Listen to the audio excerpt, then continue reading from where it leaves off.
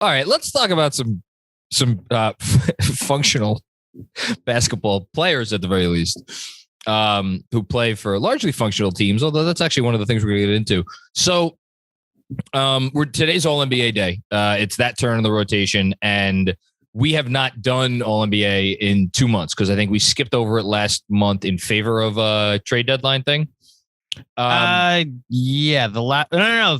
So, okay, here's where my memory will come in handy. Okay. I haven't done it since December. And the day that you were doing the December one, I had some family stuff. So Chris filled in for me. And it's when you guys found out live during the pod while you were recording. Oh, the Rose injury. That Derrick Rose was out for 2 months. And what a 2 months it's been, John. What a 2 months it's been. I was like, I always start off these by saying how excited I am to do these. I was actually like a little, not lukewarm, but I was like, I was like indifferent because I feel like, okay, it's how many times that we've done this. I feel like we've been over this stuff. And then I sat down, and I don't know if you experienced the same thing. I sat down to try to do this exercise, and I was like, holy fuck, how am I supposed to do this? Yeah. It is real. And I will say preemptively that it is not so much who are the 15 guys that make the team, although there's going to be I'm curious where we line up with this, because I think there is a clear top 17. You could maybe top 16, maybe you could extend it to 18. Okay. Something more than 15, but less than 20. I think there is a clear group of players who, like, these people are the players who deserve like strong consideration for All NBA. But that to me is less troublesome than ordering these folks. Before we start, do you have any thoughts that you want to share on any of that?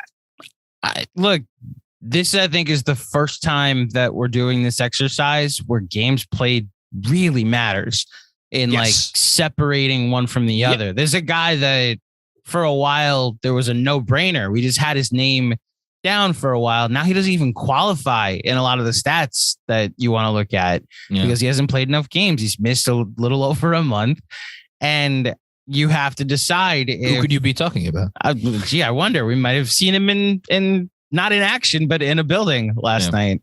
But like, so Kevin Durant hasn't played in a while, and you have to factor in, does the first 3 months of the season, 2.5 months of the season, where he was arguably the MVP, one of the MVP candidates. It was one and two in somewhere between him and Curry. Yeah. Is it enough to bump him down from NBA first team or like off teams altogether? Because like games played matters. Does LeBron coming back from injury and looking like he has, does that bump him up to first or second team?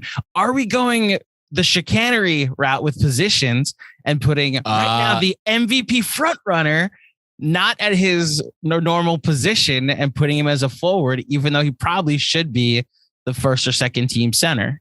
So you're getting ahead of yourself. Sorry to get ahead of me, but these are like, now that we're got the sample size is as large as it is now, these are the actual questions where you have to nitpick what you decide as like the tiebreaker at this point. So the Durant thing is interesting, and we'll get to where I have Durant on my. I'll just say right up front that I still have Durant. He will be one of the 15 players I name because I think he was that good in the time that he played. We'll see when he comes back, and that will matter. The thing that makes it interesting, and the thing that leads us into the next point you brought up, which, again, just so everybody knows, the rules that the NBA lays out are that you are essentially allowed to put guys wherever the hell you want. Not in all cases and not across the board, but like last season, they were like, you want to put Jokic and Embiid at forward? Put Jokic and Embiid at forward. And they're like, we don't care. And they sent out specific designational variabilities for certain players. And then other players, like randomly, they had much more stringent. Like I'm pretty sure Randall was like only eligible at forward and not at center, which was a little, I forget what the specifics were, but like there was some funky stuff there. I said at the time, and I'm going to say right now, if I can look at it and credibly talk myself into like that passes the smell test, I'll do it. Putting Joel Embiid or Nikola Jokic as a forward does not pass the smell test for me. Me neither. So I'm personally just putting forth my own way that I go about doing this. Like, even if it's allowed, and largely I'm going off of what is allowed or what is not allowed, I can't do it if I look at it, I'm like, this is bullshit. This is not real, So then that also qualifies with another guy that went in our power forwards draft. So, but there's going to be some. Can we put him at guard? Yeah. But again, as I was finalizing this list and I was looking at it, and I'm like, it was coming down to the wire, and I had someone, and this is the other thing I wanted to say before we started. I had someone that I think you can credibly make an MVP argument for. Not that he's going to win, but someone you can credibly make an MVP argument for. That the way I had done everything, he was not on any of my 3 teams. And I'm like, I can't have that situation be the case. I need to fix something. And we'll get to that player, Yeah, because now I'm curious. Yeah, in time. Okay. You want to get started? Let's do this. I'm really feeling unsure of myself. I just want to say that. That's all. I just want to put that out there. Okay. Where do you want to start? You want to start with easy? Let's start with the easiest. Let's start with this. Who is your easiest first team inclusion? And I will give you mine. Giannis. Correct answer. Yes. In fact, I would argue he is the only no-brainer first team person at this point. Because of the positional designations, yes. Because I'm not doing the chicanery of, look, there's a world, let's just be honest. Okay, I know where you're going with this. Because of how people are going to vote on this, and they just want to figure out a way to squeeze the 5 best players that have represented this season. We get Steph and DeRozan as your guards, Embiid and Giannis as your forwards, and Jokic as your center. That's, I think, a 5-man representation of who the 5 best players have been throughout the entire year, even though the team makes no sense. So for me matters. And I think to you, it matters as well. So we'll cut to the chase. I also have Curry, DeRozan, and on my first team. And I think the question at this point, we could spend a minute on it. If we're not going to do that, and I'm not doing it, and it sounds like you're not doing it either, who's your first team center? It's a great question. I could start. I'll make the case. I think it's still Jokic. And I think it's still here's the case for Embiid.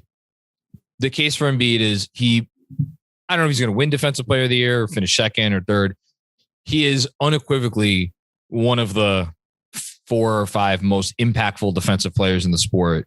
Whereas Nikola Jokic is, I don't care what stats you want to throw my way. I really don't care about them. I cannot emphasize that enough. He's not. He's in a different caliber of player at center. And if you look at what Embiid has done offensively and how much he has meant to the Sixers offensively, it is obscene. He is their offense, just like Jokic is Denver's offense. Team records, about the same. Minutes played, interestingly enough, not that different, but different enough that it factors in for me. Nikola Jokic, as of the time that we're recording this right now, 1,717 minutes. Joel Embiid, 1,477 minutes. So exactly 250 minutes difference. Would that make a difference in all circumstances? No. I think it makes a difference here. And I'm going to cite a couple of stats. Nikola Jokic is the most impactful player in the league when you are factoring in what his team does when he's on the court versus what his team does off the court. I understand it is not Joel Embiid's fault that Nikola Jokic's bench sucks. I get that. But the fact is, Denver has no basketball team when Nikola Jokic is off the floor, and Philadelphia at least can do things that resemble basketball things when he's not out there. Right. And then real quick, just on some numbers, Embiid, 100th percentile usage, which is like insane. Jokic 98th percentile usage, but that's deceiving because Embiid's at 38%, Nikola Jokic is at 32%. The efficiency, Embiid 121.5 per 100 possessions, Jokic 133.3 per 100 possessions, and then the assist percentage, it's like the inverse of the usage, except even more pronounced.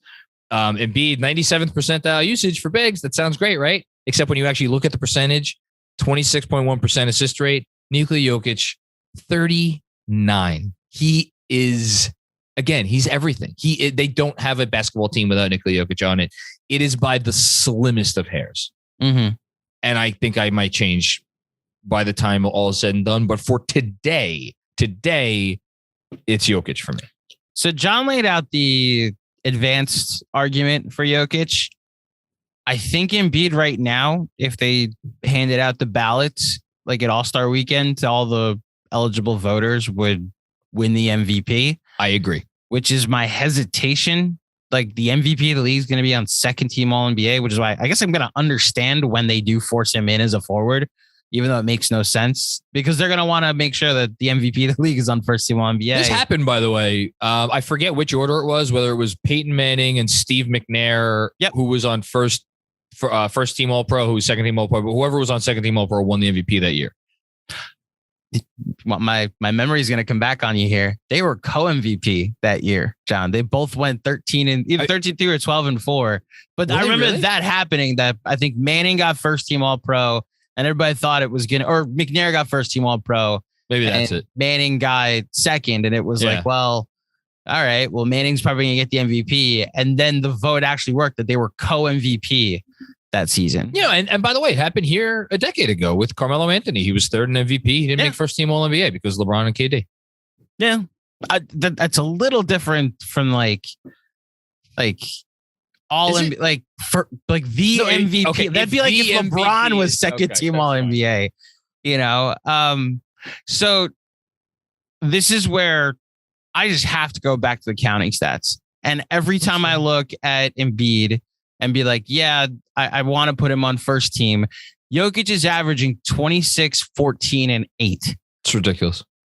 He's having a better season than his, and then John just laid out the advanced metrics case too. He's having a better season stuff too. Right. But like there's a deeper numbers look that says he's even more valuable than the MVP. And then you just go 26, 14, and 8 is what Jokic is averaging this year.